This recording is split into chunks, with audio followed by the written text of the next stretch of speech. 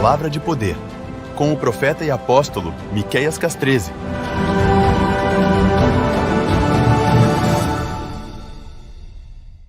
Essas águas estão sendo reveladas, essas pessoas estão bebendo das águas, estão difamando, murmurando e criando uma série de coisas que revelam as suas amarguras e revelam a sua distância da obra do Eterno.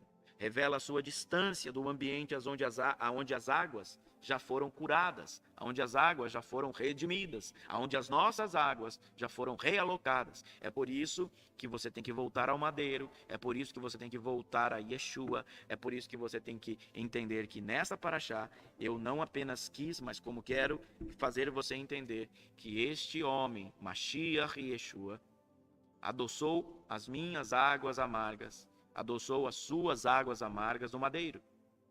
E uma vez adoçadas as águas, nós devemos continuar bebendo dessas águas todos os dias enquanto nós cremos nele.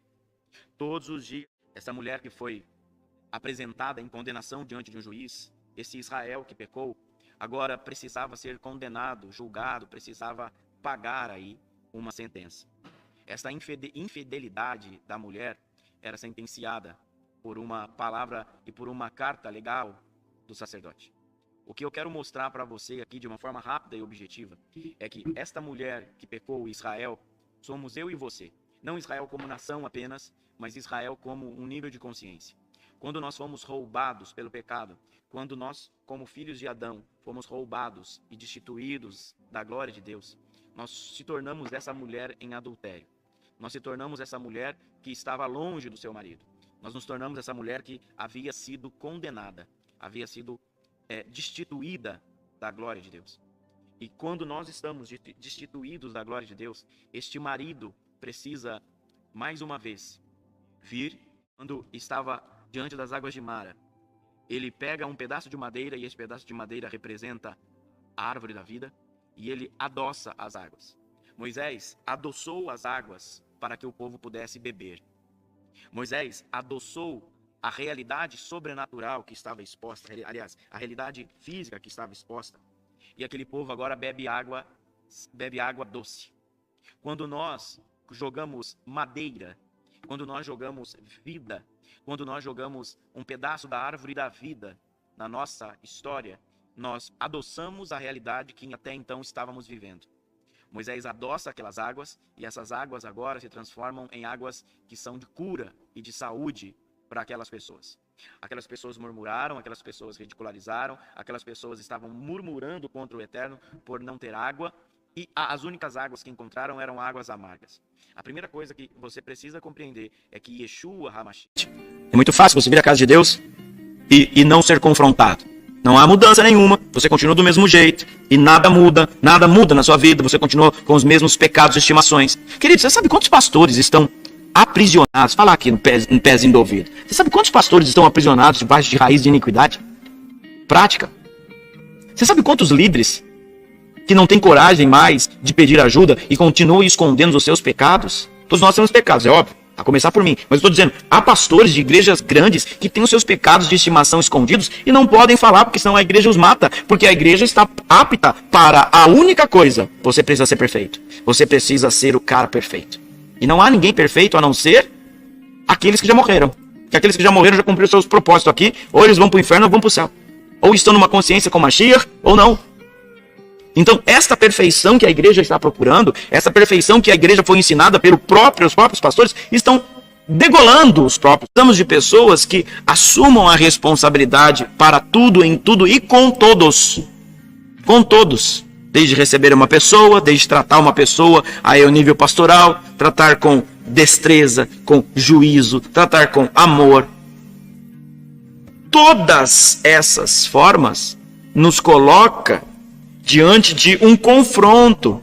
A igreja precisa estar pronta para receber confronto. Só que o que a igreja evangélica está fazendo com todo mundo? E ainda mais com esta praga chamada coaching espiritual. Eu não estou falando de pessoas, estou falando de sistema mental. Eles não confrontam. Eles sempre vão colocar você no lugar mais agradável possível. E isso não é transformador. Muito pelo contrário. Isso é destruidor. O venha e receba está matando muita gente. É muito fácil você vir à casa de Deus e... Como é que vamos saber que se nós estamos aqui vivendo um equilíbrio espiritual, se verdadeiramente nós somos homens e mulheres de Deus? Quando verdadeiramente, querido, 2 pilares estiverem na sua vida: amor e temor. Quanto tempo, aliás, o quanto você ama a Deus? Deus trabalha com você pelo nível do amor ou pelo nível do temor? O quanto nós tememos a Deus verdadeiramente? O quanto verdadeiramente nós temos medo, ou o quanto nós temos temor em ter uma ação? Muitas pessoas são baseadas pelo medo, e o medo é destrutivo, destruidor, aniquila. Agora, por que você não faz isso? Porque você tem medo de Deus? Não, eu não tenho medo de Deus. Eu temo a Ele, porque eu sei que Ele tem um peso de Gevurah. Ele tem um peso de limites. A própria Torá é um meu limite. Faça parte da mesa do Shabat. Restaure o verdadeiro Shabat. Restaure a verdadeira conexão na sua casa, amados. Restaure a verdadeira ambiência do Éden. Sem regras, mandamentos apenas religiosos. Mas restaure o ambiente onde a sua casa revela a glória de Hashem todos os dias. Revela a glória do Pai, todo o ambiente, todo o momento. Que a luz do Cordeiro, a luz do Hamashiach, nosso Messias e Yeshua, seja revelado no vinho e no pão na sua casa. Seja revelado no vinho e no pão nos seus negócios, no seu ministério. E quando isso acontece, nós voltamos ao ambiente do Éden. Lehai para você.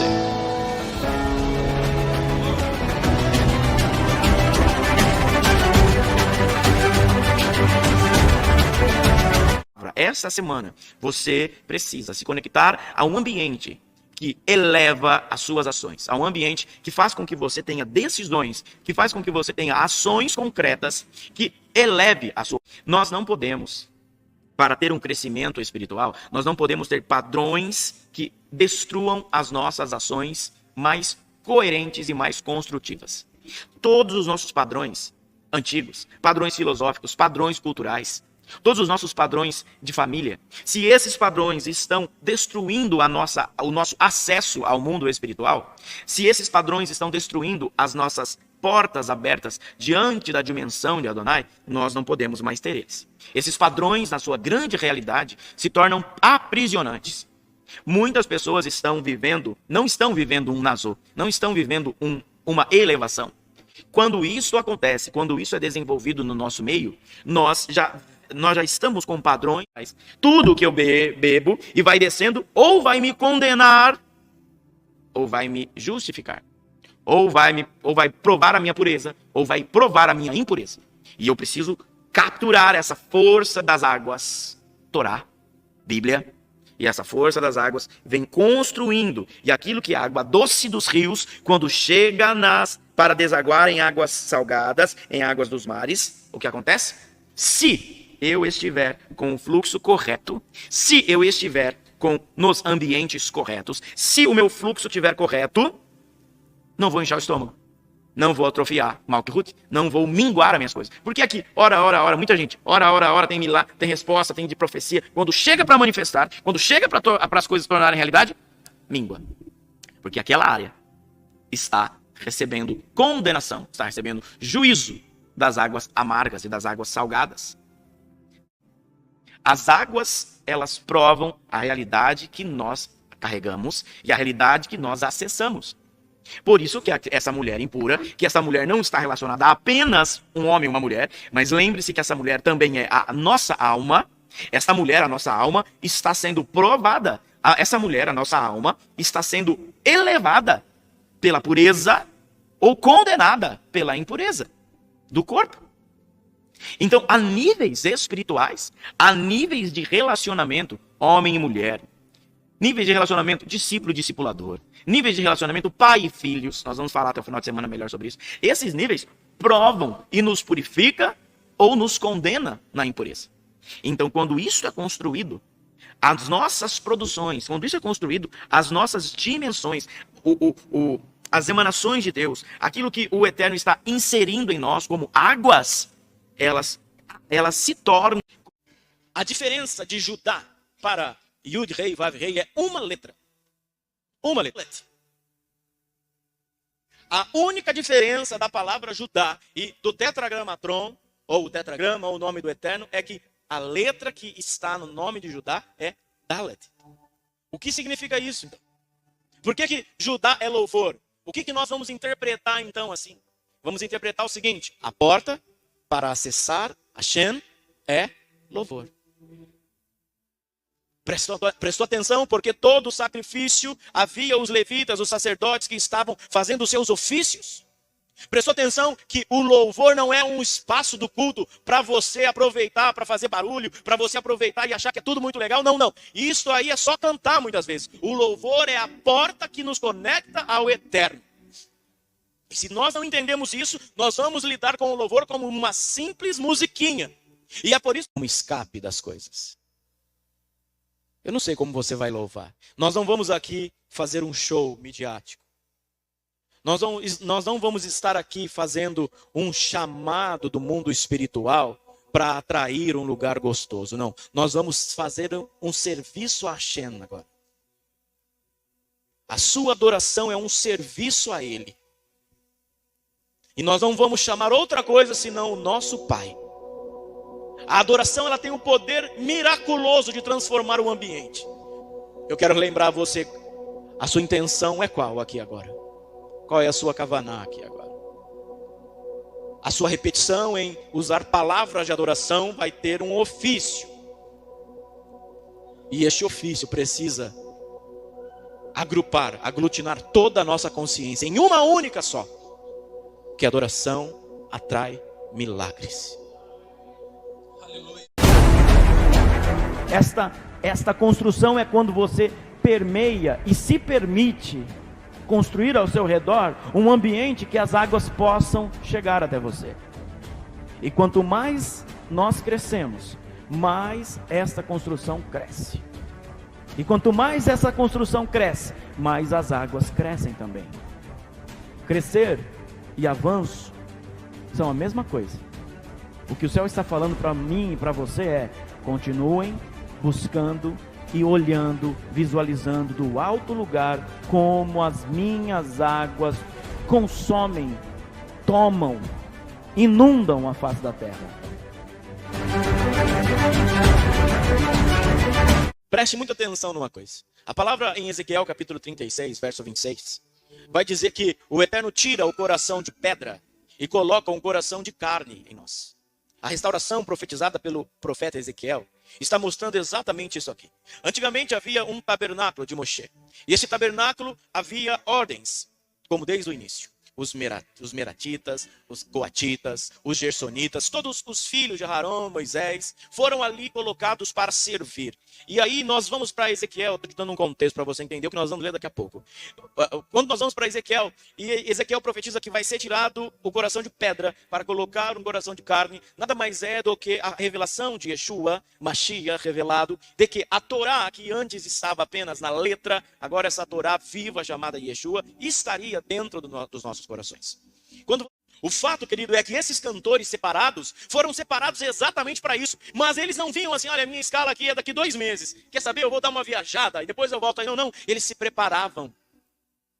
Porque era dia e noite no seu ofício de levita.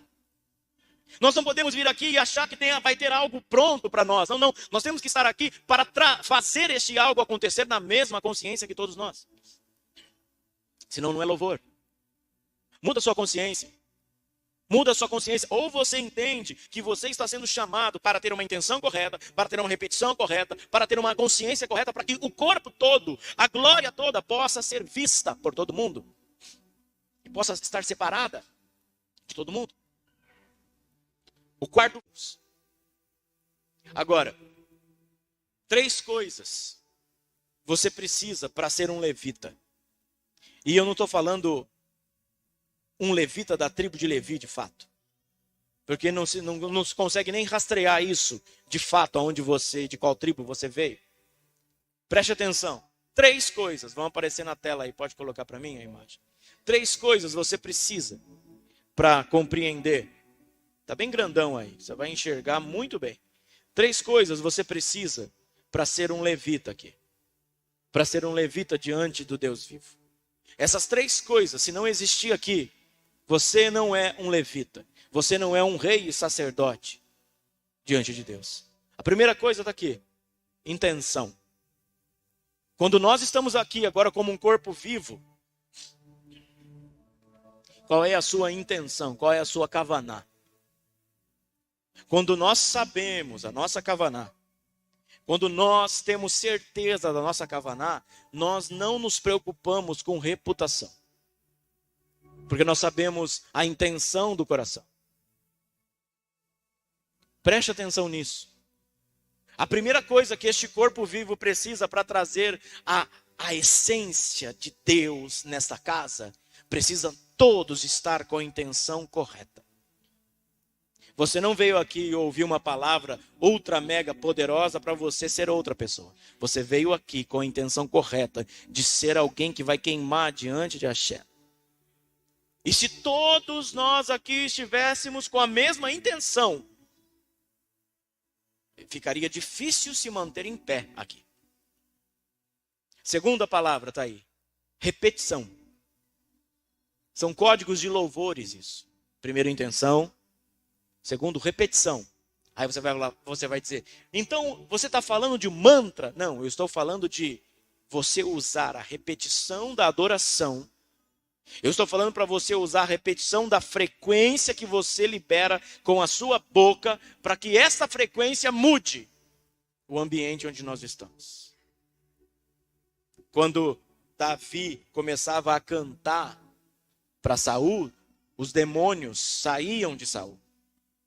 Como é que nós tivemos aqui uma pequena parte de adoração, nós vamos cantar mais daqui a pouco. Nós tivemos uma pequena parte de adoração aqui agora. Você teve a intenção correta de cantar o que cantou?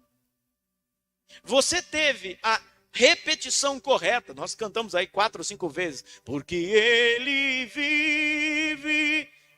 A igreja está liberando uma frequência aqui. Posso crer no amanhã. Será? Quando nós entendemos o que estamos repetindo, nós entendemos que estamos criando uma manifestação.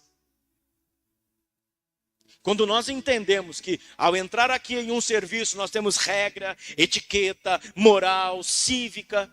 Quando nós entendemos isso, nós não vamos lidar com o louvor, porque isso acontece com muita gente. Ai, eu cheguei atrasado, mas estava rolando lá o louvor. Estava lá. Oh, a sua kavaná, a sua intenção não era real então. A sua repetição, então, não era real. Porque é o que a gente vê aqui, irmão.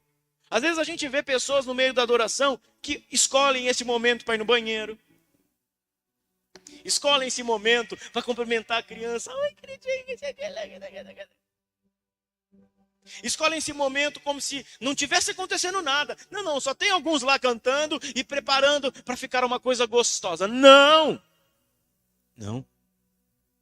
A repetição, junto com a intenção, começa a manifestar a consciência daquele povo. Olha aí na tela. Intenção, repetição e consciência. Será que todos nós temos a consciência do que estamos fazendo aqui? Você não veio aqui passear, irmão. Você não saiu da sua casa e gastar gasolina. Ou você não está aí me assistindo das casas de poder e os demais. Você não está aí me assistindo, separou esse tempo. Apesar de nós estamos em uma única consciência. E essa consciência precisa estar todos nós. Se você não tiver a consciência de adoração ao altar, você não se conecta com essa unção. E aí você vai ouvir pessoas assim, nossa, não senti nada nesse culto. Mas não era para você sentir, era para você estar junto com a consciência. Quando nós temos a falsa sensação de que se eu não sentir algo no culto, o culto não foi bom, significa que eu fui apenas ser espectador de algo. E aquela expectação, aquele show, aquela mostra, pôde ou não me agradar. Então eu não estive vou usar uma palavra assim meio forte. Eu não estive na egrégora da consciência. Para quem não sabe, egrégora é consciência coletiva. Quando a consciência coletiva é uma, quando você está com a consciência correta, com a intenção correta, com a repetição correta, com a consciência correta, todos nós aqui sentiremos a mesma coisa. Como muito já aconteceu aqui. De um ouvir anjo cantar, o outro ouvir anjo cantar também. O fato, querido, é que esses cantores separados foram separados exatamente para isso. Mas eles não vinham assim, olha, a minha escala aqui é daqui 2 meses. Quer saber? Eu vou dar uma viajada e depois eu volto aí. Não, não. Eles se preparavam. Porque era dia e noite no seu ofício de levita. Nós não podemos vir aqui e achar que vai ter algo pronto para nós. Não, não. Nós temos que estar aqui para fazer este algo acontecer na mesma consciência que todos nós. Senão não é louvor. Muda sua consciência. Muda sua consciência. Ou você entende que você está sendo chamado para ter uma intenção correta, para ter uma repetição correta, para ter uma consciência correta, para que o corpo todo, a glória toda... Palavra de poder, com o profeta e apóstolo Miqueias Castreze.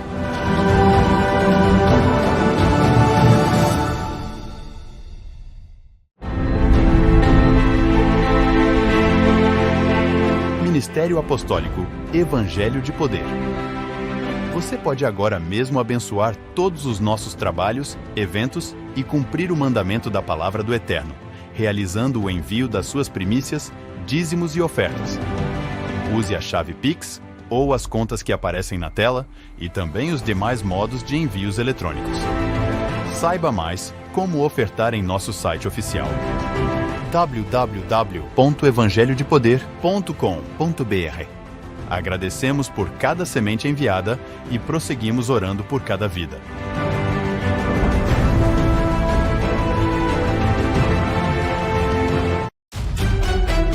Ministério Apostólico Evangelho de Poder. Uma casa sobrenatural, movendo-se em adoração, intercessão e palavra apostólica e profética. Uma nação de filhos espirituais que manifestam o reino do Eterno.